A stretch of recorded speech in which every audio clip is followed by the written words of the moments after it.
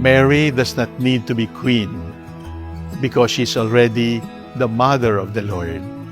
But we need a queen to reign over us, to remind us that our dwelling place is not this valley of tears, but life everlasting.